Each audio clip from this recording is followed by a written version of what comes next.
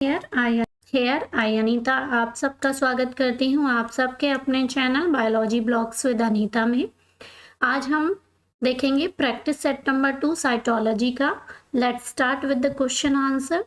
The first question is that a prokaryotic differ from eukaryotes.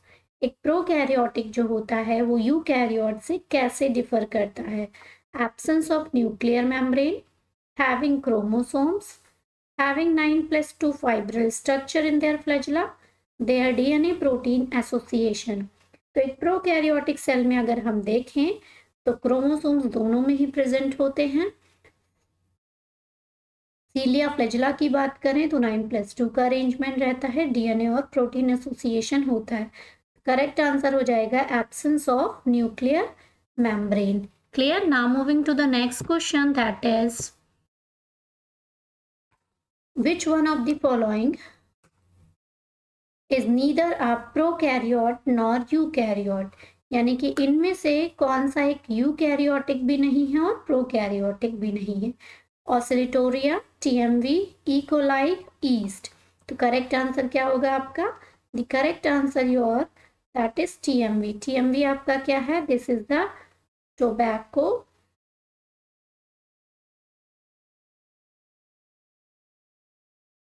Mosaic virus. Clear? This is the tobacco mosaic virus, एक virus.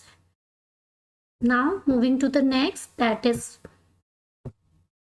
nucleoplasm and cytoplasm are separated by single layered membrane, two layered membrane, three layered membrane या multi layer। तो nucleoplasm और cytoplasm एक दूसरे से separate कैसे रहते हैं? ये आपका मान लो न्यूक्लियस है, ठीक है, और ये आपकी सेल है। तो न्यूक्लियस के अंदर क्या फिल होगा? न्यूक्लियोप्लाज्म फिल होगा।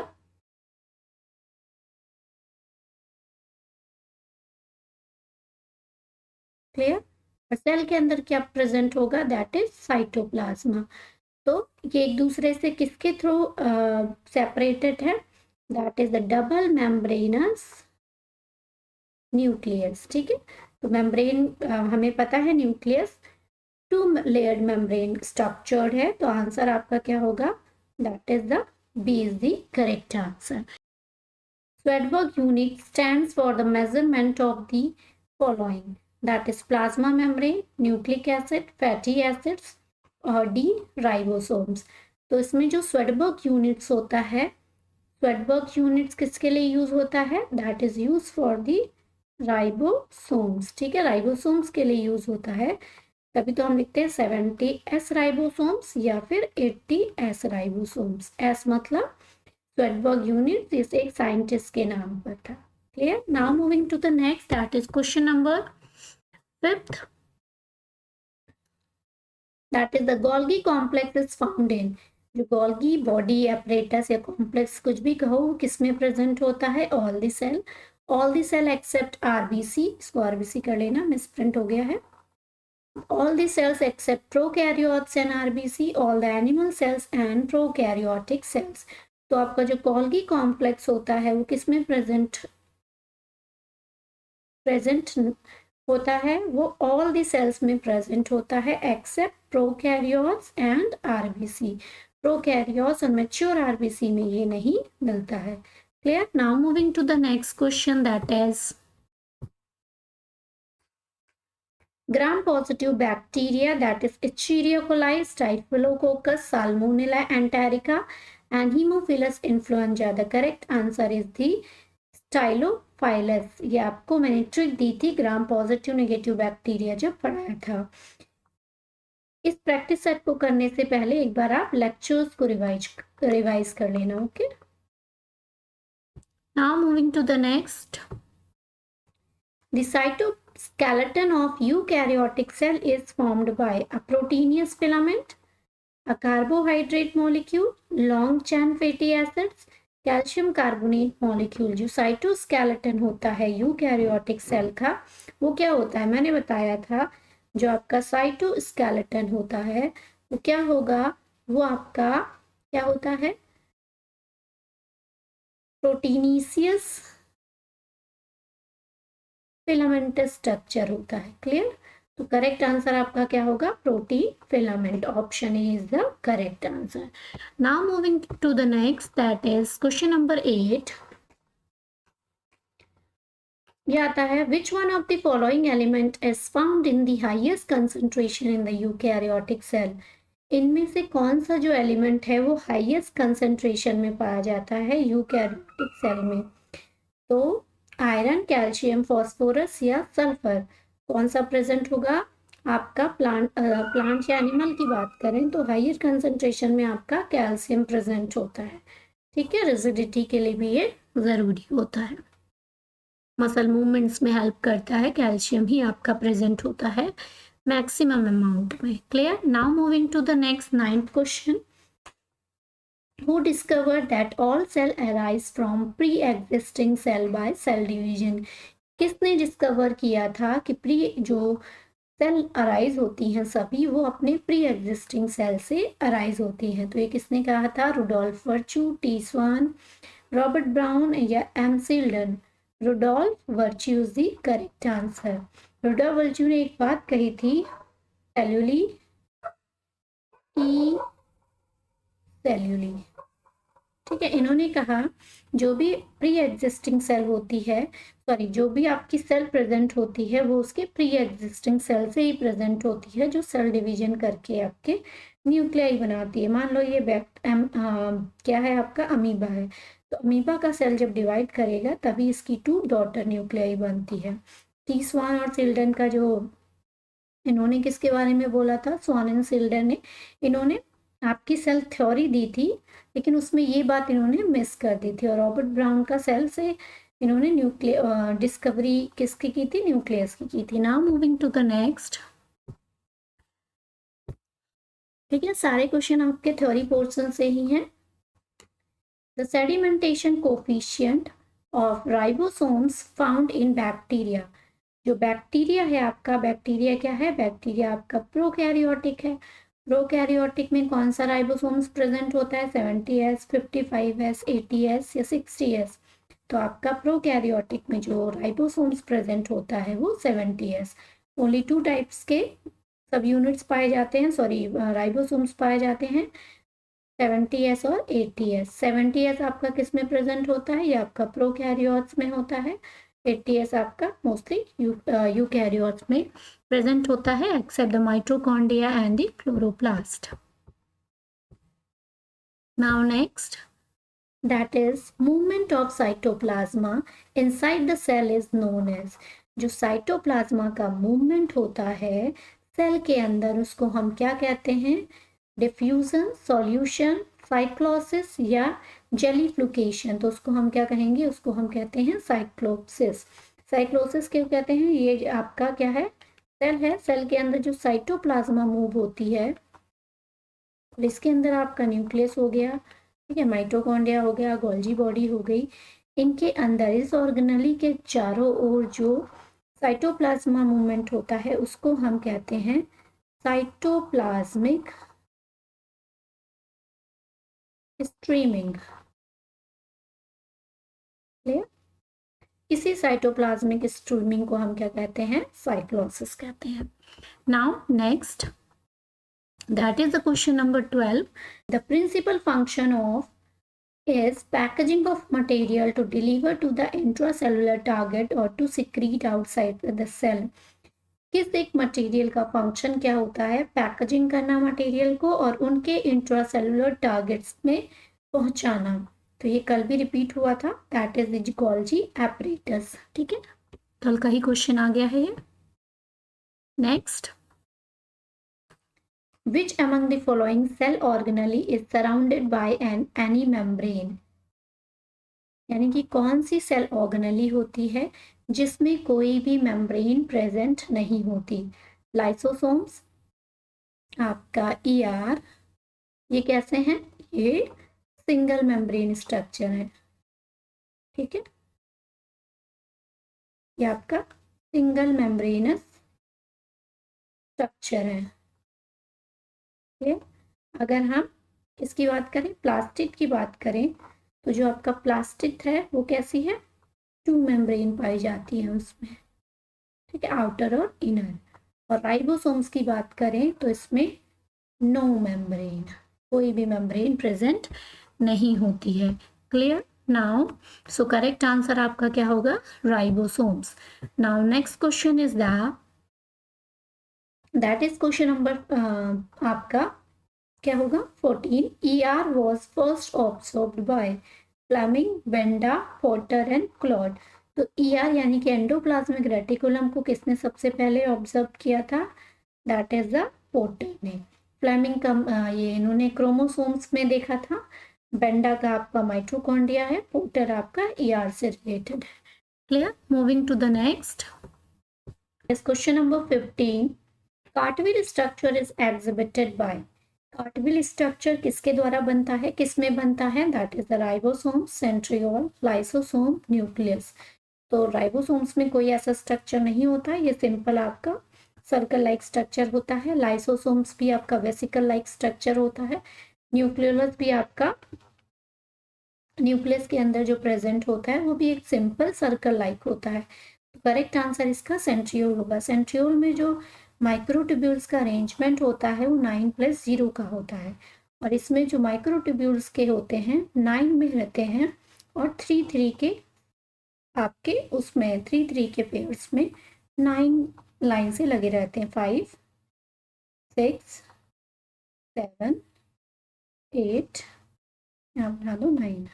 ठीक है, इसका हेड इसके टेल से, इसका हेड इसके टेल से, इसका हेड इसके टेल से, इसका हेड इसके टेल से, इसका हेड इसके टेल से, और इसका हेड इसके टेल से, इसका हेड इसके टेल से, इसका हेड इसके टेल से, और इसका हेड इसके टेल से। बीच में कुछ नहीं प्रेजेंट होता, इसीलिए 0 कहते हैं।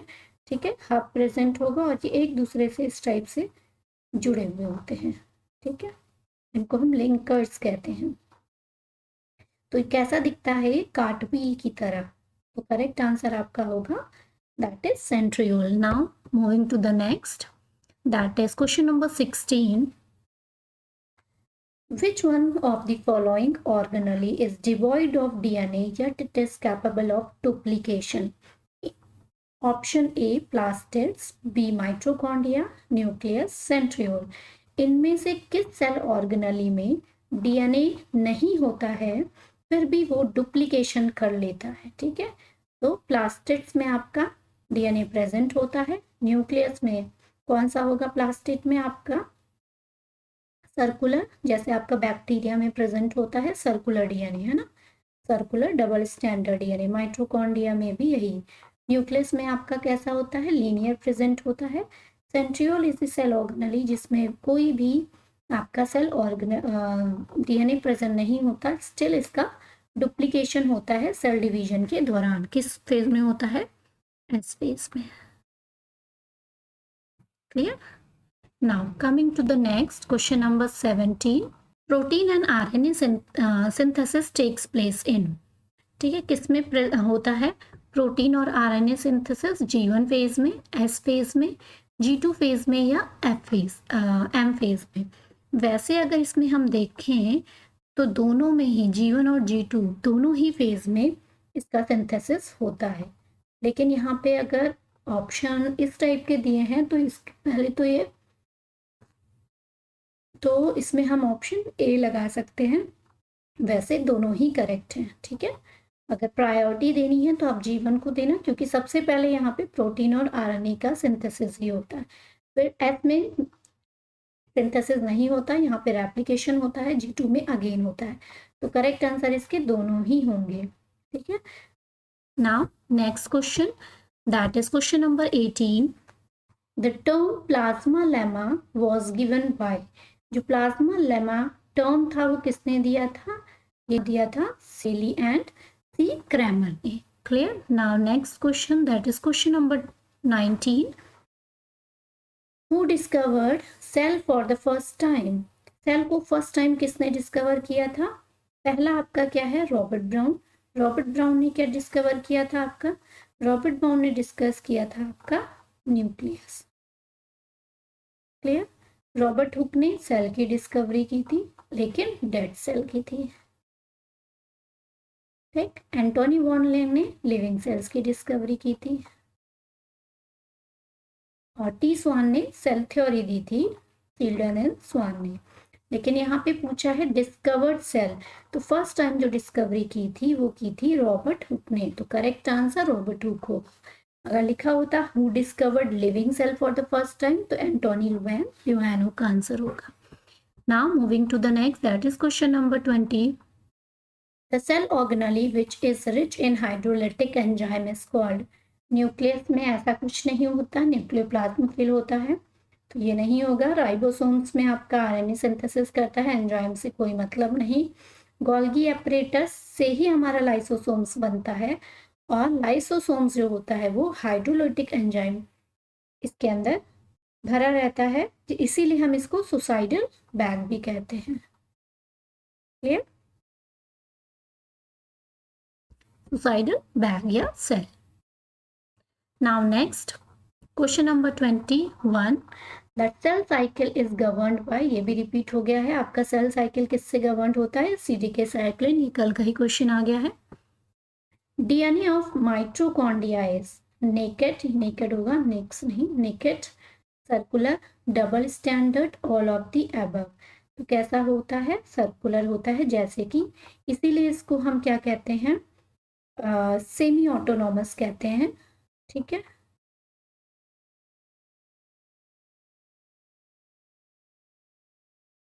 क्योंकि इसका अपना डीएनए होता है। लेकिन कैसा रिजेंबल्स करता है? रिजेंबल्स करता है, रिजेंबल टू प्रोकैरियोट्स, इसीलिए इसका डीएनए कैसा होगा? Circular. So correct answer will be the B. Now moving to the next, that is F1 particle are found in lysosomes, mitochondria, Golgi body और ER। अभी आपका माइट्रोकॉन्ड्रिया जो होता है इस टाइप के स्ट्रक्चर प्रेजेंट होता है ना। ये हो गई आपकी आउटर मेम्ब्रेन, ये आपका क्या हो गया? ये आपकी क्रिस्टी हो गई। ठीक है, फोल्डेड स्ट्रक्चर, यही आपकी इनर मेम्ब्रेन में ही क्रिस्टी प्रेजेंट होती है, ये आपकी इनर मेम्ब्रेन हो गई। इसी क्रिस्टी में इस जो आपके इस टाइप के छोटे छोटे पार्टिकल्स प्रेजेंट होते हैं। ठीक है, इस टाइप के। अगर हम इसका लॉन्ग स्ट्रक्चर देखें तो हमें इस टाइप से दिखता है। ठीक है, सॉरी, ये इसकी इस टाइप से, इसी को हम कहते हैं F1 पार्टिकल। F1 पार्टिकल किसमें प्रेजेंट होगा आपका? F1 particle will be present in the mitochondria. Correct answer is the mitochondria. Now moving to the next, that is question number 24. Sorry.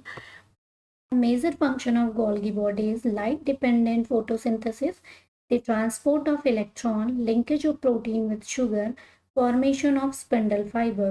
So correct answer is the linkage of protein with sugar. क्योंकि हमारे जो Golgi body में जो vesicles present होते हैं, ठीक है, इस टाइप के इसके होते हैं, एक प्रोटीन के कुछ वेसिकल्स होते हैं और कुछ होते हैं आपके लिपिड के वेसिकल्स। तो ये प्रोटीन अगर आपकी लिंकेज करती है शुगर से, यानी कि प्रोटीन और शुगर, तो ये क्या बना लेगा? ग्लाइको प्रोटीन बना लेता है। ठीक है, और इसका क्या होता है?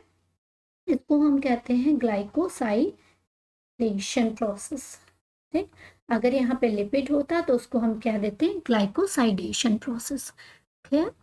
Now next, the ribosomes are composed of protein mRNA, tRNA, rRNA या sRNA।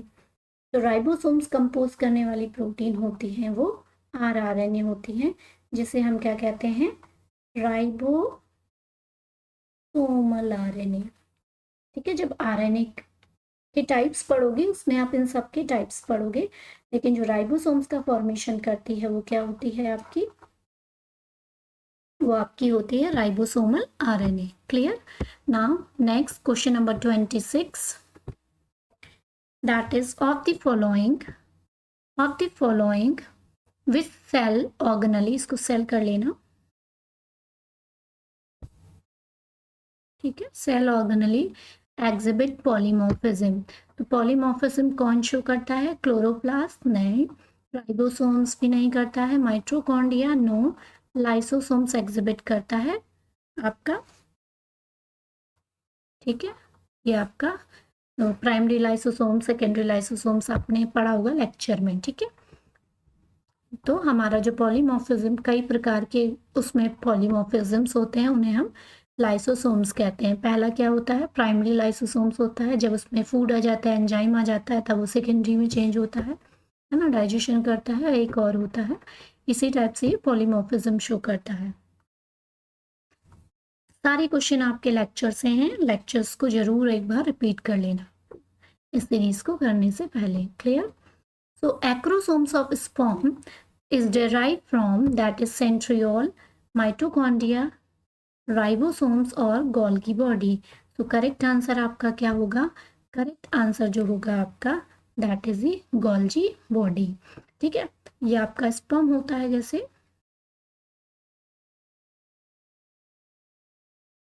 ठीक है।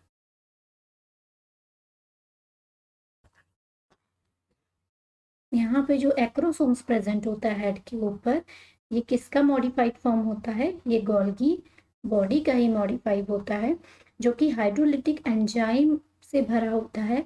जब ये किसी ओवम के पास जाती है, ठीक है, तो ओवम की वॉल को ब्रेक करने के लिए हाइड्रोलिटिक एंजाइम का सिक्रेशन करती है, तब जाके स्पर्म का जो न्यूक्लियस होता है वो ओवम या एग के अंदर जाता है और फ्यूज होता है। Clear? Now question number 28. The organelle which aerobic respiration occur in cell, that is mitochondria, dictyosome, ribosomes या chloroplast। कौन सा सेल ऑर्गेनली है जिसमें एरोबिक रेस्पिरेशन प्रेजेंट होता है? तो आपकी जो रेस्पिरेशन की प्रोसेस होती है किसमें चलती है? आपकी ये चलती है माइटोकॉन्ड्रिया में। डिक्टियोसोम आपका ये किस का फॉर्म है? ये आपका गोल्गी एपरेटस का ही फॉर्म है। एनिमल में इसको डिक्टियोसोम कहते हैं, ठीक है। और ये राइबोसोम्स हो गया और क्लोरोप्लास्ट हो गया।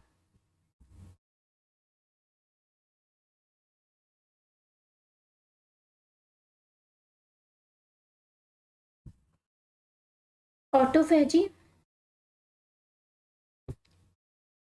Autophagy vacuoles are ribosomes, centrosomes, microsomes या लाइसोसोम्स। तो correct answer will be the lysosomes.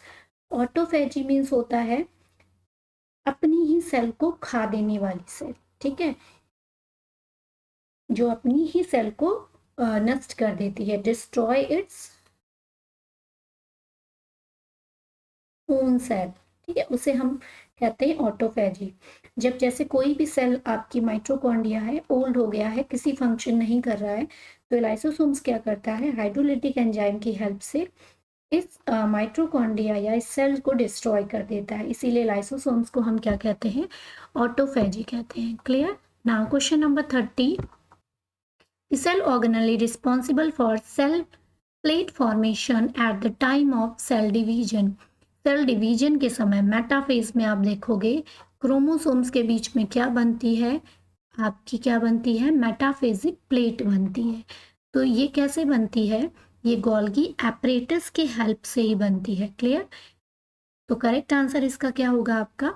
Golgi body. इसमें क्या होते हैं? जो गोल्गी के वेसिकल्स होते हैं वो लाइंस में अरेंज करके, ये वेसिकल्स हैं गोल्गी बॉडी के, लाइन में अरेंज करके सेल प्लेट का फॉर्मेशन करते हैं। Clear? Now moving to the next, that is question number 31। Prophase of meiosis chiasmata are due to. जो प्रोफेज में, मियोसिस के प्रोफेज में कब बनता है? प्रोफेज फर्स्ट में, ठीक है। चियास्मेटा कब, किसके कारण बनता है? म्यूटेशन, क्रॉसिंग ओवर, ट्रांसलोकेशन या इन्वर्जन। तो ये बनता है आपका किसके दौरान? क्रॉसिंग ओवर के दौरान, ठीक है। इसमें क्या होता है? जैसे आपके ये क्रोमोसोम्स हैं,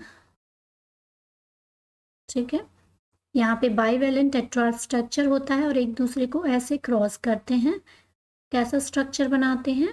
ये आपका कैसा स्ट्रक्चर है? एक्स शेप्ड स्ट्रक्चर, ठीक है। इसी को हम क्या कहते हैं? चियास्मेटा कहते हैं। Now question number 32। General life cycle has a sequence: 1N meiosis, 2N fertilization, 2n meiosis यानी कि पहले कोई सेल n में होती है, मियोसिस करती है, फिर 2n में जाती है, फिर फर्टिलाइजेशन करने के बाद 1n में जाएगी। बी ऑप्शन है 2n की कोई सेल है, मियोसिस करेगी, 1n में जाएगी, फर्टिलाइजेशन के बाद 2n जाएगी, 1n जाए है कोई सेल यानी कि सिंगल नंबर ऑफ क्रोमोसोम्स है यहाँ पे, माइटोसिस करेगी, 2n बनाएगी, देन फर्टिलाइजेशन के बाद 1n बनेगा। तो और सॉरी 2n माइटोसिस करेगी, 1n है फर्टिलाइजेशन के बाद 2n बनाएगी। तो अगर हम देखें माइटोसिस में, तो माइटोसिस में क्या होता है, अगर हम यहाँ पे माइटोसिस का देखें, ठीक है, माइटोसिस में 2n की कोई सेल होती है, वो डिवाइड होके क्या बनाएगी, आपका माइटोसिस करेगी, तो आपका 2n की 2 सेल फॉर्म करेगी, डॉटर सेल। क्लियर। और अगर हम मियोसिस की बात करें तो मियोसिस में क्या होता है, मियोसिस में क्या होता है, कोई आपकी 2n सेल है, ठीक है, वो nn बनाती है। क्लियर। उसके बाद फिर इस nn से बनते हैं 2 सेल, यानी कि टोटल नंबर ऑफ सेल्स कितने बनते हैं, 4 सेल बनते हैं। यहाँ पे टोटल नंबर ऑफ सेल 2 बनेंगे, यहाँ 4 बनेंगे। तो मियोसिस जो होता है आपका जर्म सेल्स में होता है। क्लियर। मियोसिस आपका किस में होता है, जर्म सेल्स में होता है, यानी कि एन आपका फ्यूज करके क्या बनाते हैं, 2n, यानी कि जाइगोट बनाएंगे। तो यहाँ पे करेक्ट क्या होगा, 2n है आपका, मियोसिस करने के बाद n बनती है, यानी कि ये n बनेंगी, जो कि जर्म सेल्स होती हैं। जर्म सेल्स आपस में फर्टिलाइजेशन करके 2n बनाती हैं। सो करेक्ट आंसर आपका क्या होगा, करेक्ट आंसर होगा आपका B option. Now question number 33, assembly of 2 subunits 40s and 60s of ribosomes form, यानी कि कोई राइबोसोम्स है, उसकी यूनिट एक 40s है और एक 60s है। ठीक है, तो वो कौन सा राइबोसोम्स होता है, 100s ribosomes, 70s ribosomes, 90s ribosomes या 80s राइबोसोम्स। 100s राइबोसोम्स आपने नहीं पढ़ा है, 90s राइबोसोम्स भी नहीं पढ़ा है। मैंने नोट्स में क्लियरली आपको मेंशन किया था जब थ्योरी पढ़ाई थी कि ये राइबोसोम्स के जो एस होते हैं, ये नॉट एडिटिव होते हैं। ऐसा नहीं करना कि इनको जोड़ के आप क्या करना, 100 कर देना। ठीक है, नॉन एडिटिव होते हैं। और आपका जो 70s होता है, उसमें से आपका एक 30s का होता है, एक 50s का होता है। ठीक है, और ये वाला कौन सा होगा आपका, 80s का। क्लियर। तो करेक्ट आंसर आपका होगा option B is the correct answer, sorry D, 80s। Now question number 34, which of the following cell organelle is in continuation with the outer membrane of nucleus, lysosomes, ER, mitochondria, peroxisomes। तो correct answer is ER। इसमें क्या होता है, जो आपकी nucleus होते हैं इसका मेम्ब्रेन इस टाइप से होता है। Clear.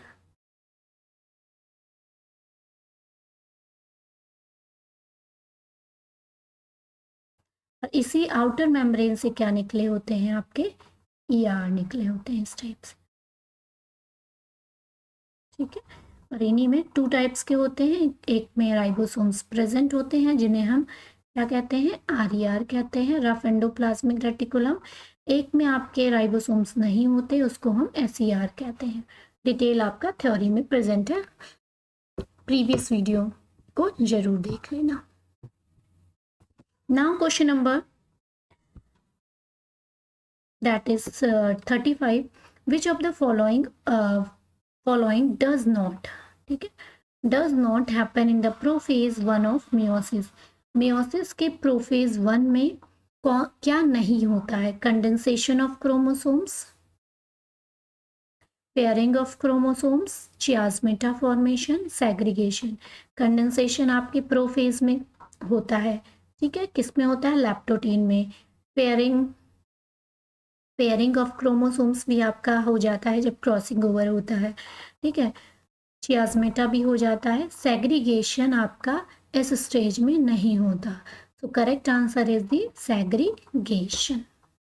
Now moving to the next, that is question number 36.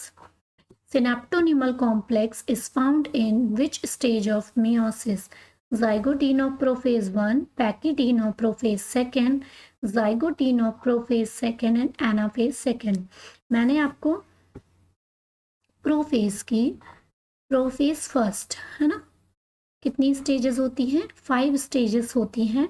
लता, जरा पानी दे दो। लैप्टोटीन, जाइगोटीन, पैकीटीन, डिप्लोटीन एंड डायाकाइनेसिस। इसमें प्रोफेज सेकेंड में ऐसा कुछ नहीं होता, सिंपल आपका प्रोफेज होता है। ठीक है, इसकी सब स्टेजेस नहीं होती, तो आपका ये ऑप्शन तो गलत ही है। ठीक, प्रोफेज सेकेंड में ये स्टेजेस नहीं होती हैं। जाइगोटीन में देखते हैं तो जाइगोटीन में आपका सिनेप्टोनिमल कॉम्प्लेक्स बनता है, जिससे क्या होता है आपका इस टाइप से क्रोमोसोम्स हैं। ठीक है, यहीं पे आपके बाइवेलेंट वगैरह पेयरिंग करते हैं। ठीक है, अभी क्रॉसिंग नहीं होती और बीच में ये प्रेजेंट होता है इस टाइप का स्टिकी सब्सटेंस, जिसे हम क्या कहते हैं? सिनेप्टोनिमल कॉम्प्लेक्स कहते हैं। क्लियर? ये सिनेप्सिस करता है क्रोमोसोम्स, दो होमोलोगस क्रोमोसोम्स को। Now moving to the next question number 37. The shortest stage of the cell mostly is G1 phase, S phase, G2 और M phase. मैंने आपको बताया था ये आपकी सेल साइकिल है। ठीक है, इसमें सबसे बड़ा फेज जो होता है वो Gn का होता है, फिर आपका होता है S फेज, फिर होता है G2 फेज। ठीक है, और ये M फेज, जिसमें ये आपका इंटरफेस है पूरा, G1S और G2।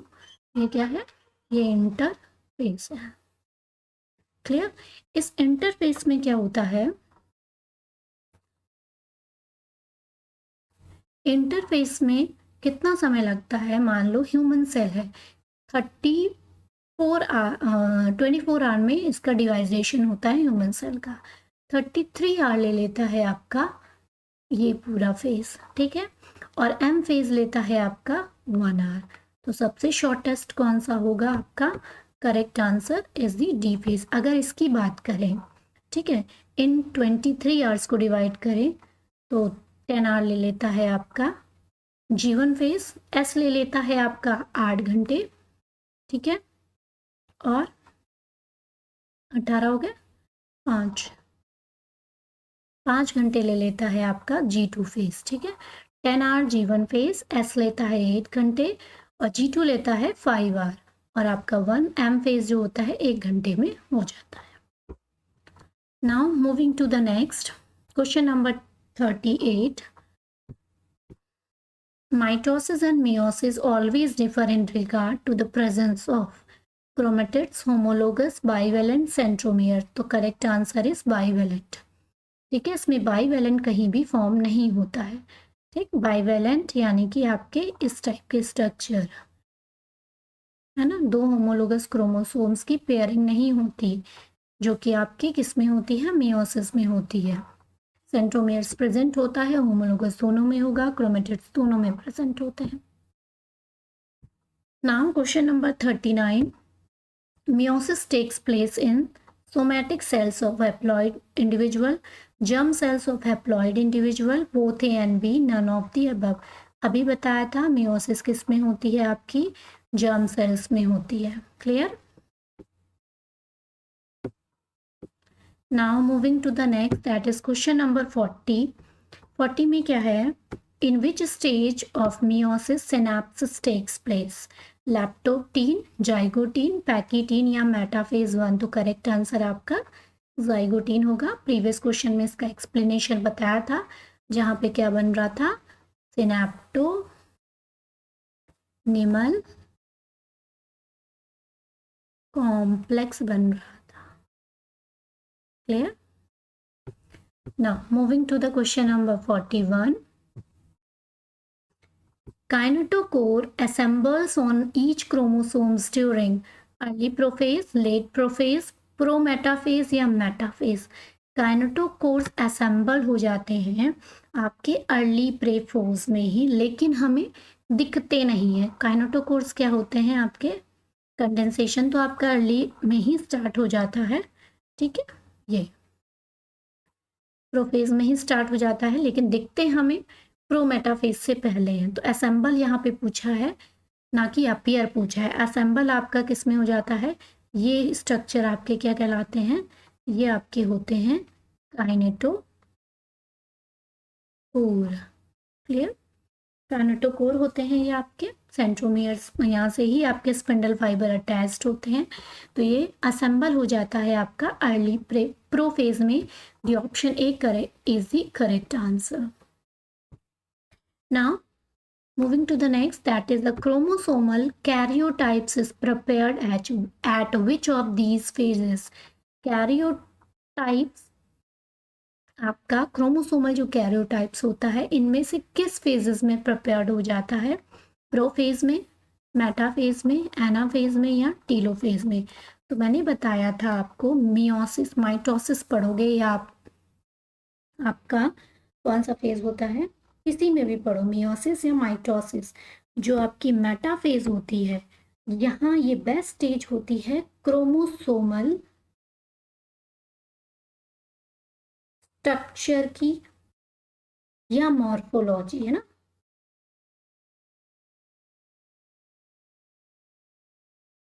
स्टडी करने के लिए। क्लियर, इसकी स्टडी करने के लिए बेस्ट स्टेज होती है। इसमें क्या होता है, ये हमारे मेटाफेजिक प्लेट में क्रोमोसोम्स इस टाइप से दिखने लगते हैं, जिसमें से उनके सेंट्रोमियर्स, काइनेटोकोर सारे अच्छे से विजिबल हो जाते हैं इस टाइप से। ठीक, तो ये बेस्ट स्टेज होती है मेटाफेज आपकी इसकी स्टडी करने के लिए। So correct answer will be the B.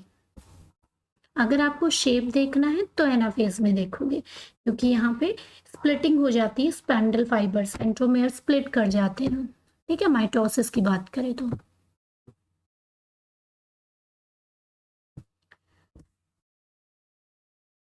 In which of question number 43, in which stage of mitotic cell division chromosomes lose their identity? ये आपका लास्ट क्वेश्चन में जो आपका दिखाया था, क्रोमोसोमल कैरियोटाइप प्रिपेयर्ड हो जाते हैं, यहाँ से ही हम डिसऑर्डर्स पता कर सकते हैं। ठीक है, कि किसी में कोई डिसऑर्डर तो नहीं है, जो आपका डाउन सिंड्रोम, टर्नर सिंड्रोम है, क्रोमोसोमल डिसऑर्डर्स जो होते हैं डाउन और टर्नर सिंड्रोम और भी क्लाइनफेल्टर सिंड्रोम, इनकी यहाँ पे हम पता कर सकते हैं आपका कैरियोटाइप स्टेज में। क्लियर, मेटाफेज स्टेज में। Question number 43, in which stage of mitotic cell division chromosomes lose their identity? Prophase, metaphase, anaphase या telophase? So correct answer will be the telophase. telophase में क्या होता है, ये अपनी आइडेंटिटी खो देते हैं, जैसे यहाँ पे थे अलग अलग चले जाते हैं और एक क्रोमेटिड में बदल जाते हैं इस टाइप से, थ्रेड लाइक स्ट्रक्चर में। यहाँ पे इनका क्रोमोसोम्स का जो सेंट्रोमियर वगैरह होता है वो सारा डिसअपियर हो जाता है, इसीलिए अपनी आइडेंटिटी को खो देते हैं। Now moving to the next question, that is the question number 44, synthesis of RNA and protein takes place in S phase, G1 phase and G2। मैंने पहले की आपका जो क्वेश्चन आया था उसमें भी ये ऑप्शंस थे, लेकिन both G1 and G2 phases थी करेक्ट आंसर, ये आपका करेक्ट है। ठीक है,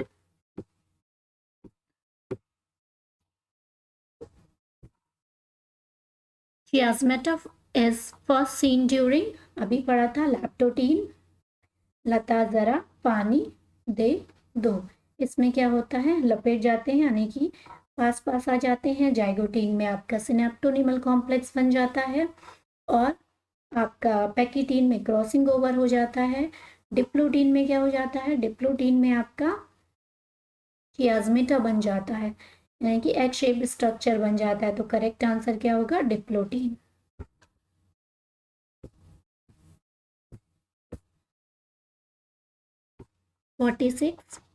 The Z0 phase of cell cycle is found in cells of oral mucosa, neurons, cell of Malpighian layer, epithelial cell of intestine. तो correct answer क्या होगा? Neurons. Neurons जब मैच्योर हो जाती हैं, मैच्योरिटी के बाद इनमें G0 स्टेज आती है, जिसे हम क्या कहते हैं?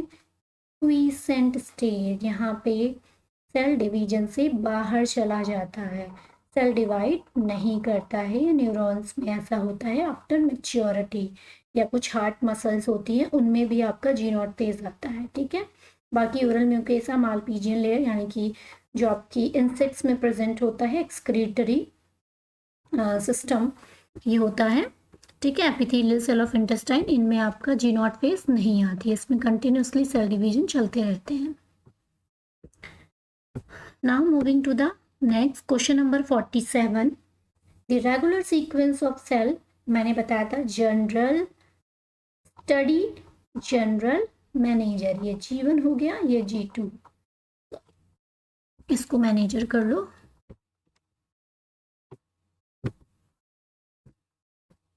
ठीक है। GM यानी कि जनरल स्टडी, जनरल मैनेजर। देख लो ये सीक्वेंस कहाँ मिल रहा है? General study, general manager. पहले G1 होगा, फिर S फेज होगा, सिंथेसिस होगी, फिर G2 और M phase. The correct answer will be the C। Now question number 48। Duplication of mitochondrial DNA occur during. जो डुप्लीकेशन होता है माइटोकॉन्ड्रियल, मैंने बोला था G1 फेज में आपका क्या होता है?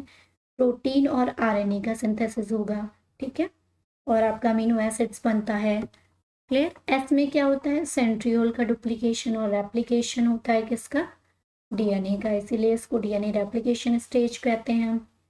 और क्या होगा यहाँ पे? आपका सेंट्रियोल का डुप्लीकेशन होता है।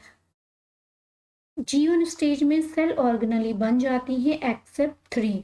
वो 3 कौन कौन सी होती हैं? जो कि G2 में बनती है, माइटोकॉन्ड्रिया, ठीक है, क्लोरोप्लास्ट, शॉर्ट फॉर्म में लिख रही हूँ, और तीसरा होता है गोल्गी बॉडी। ये आपका कब बनता है? ये आपका बनता है G2 फेज में। So correct answer will be the C, G2 phase. Now question number 49। The chromosomes can be counted at. कब काउंट कर सकते हैं? तो अभी बताया था मैंने, मेटाफेज में बेस्ट स्ट्रक्चर आप देख सकते हैं, क्योंकि वो एक प्लेट में अरेंज होते हैं इस टाइप से। मेटाफेज में मेटाफेजिक प्लेट या इक्वेटोरियल प्लेन इसे कहते हैं। इसमें इस टाइप से क्रोमोसोम्स लगे हुए होते हैं, जिसमें सेंट्रोमियर्स, उसके काइनेटोकोर, सारा कुछ क्लियर दिखता है। तो इस अरेंज में लगे हैं, तभी हम देख सकते हैं और काउंट कर सकते हैं। So the correct answer will be the metaphase. अगर आपको स्ट्रक्चर शेप देखना है कि L किस में बन रहा है, V किस में बन रहा है, I किस में बन रहा है, J किस में बन रहा है, तो उसके लिए आपकी एनाफेज होती है, क्लियर। नाउ लास्ट क्वेश्चन इस सीरीज का, but not the least. Choose the code listed below depicting the correct sequence of meiotic prophase, that is the diplotene, leptotene, diakinesis, pachytene. तो ये आपका मियोटिक प्रोफेज 1 की बात कर रहा है, ठीक है। प्रोफेज 1 में ही 5 स्टेप्स होते हैं। लैप्टोटीन, जाइगोटीन, क्लियर, और पैकेटीन, डिप्लोटीन और डायाकाइनेसिस। देख लो कौन सा अरेंजमेंट करेक्ट होगा।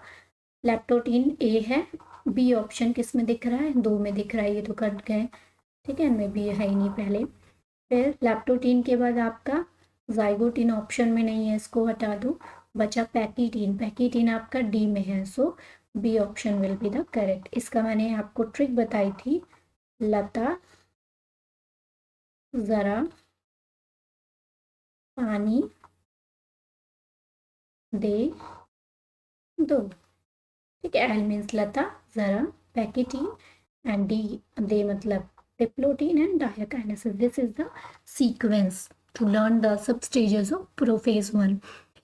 तो आज की हमारी ये सीरीज यहीं ख़त्म होती है, ठीक है। कल हम कुछ और प्रैक्टिस इसी के से करेंगे, उसके बाद हम एवोल्यूशन चैप्टर स्टार्ट करेंगे।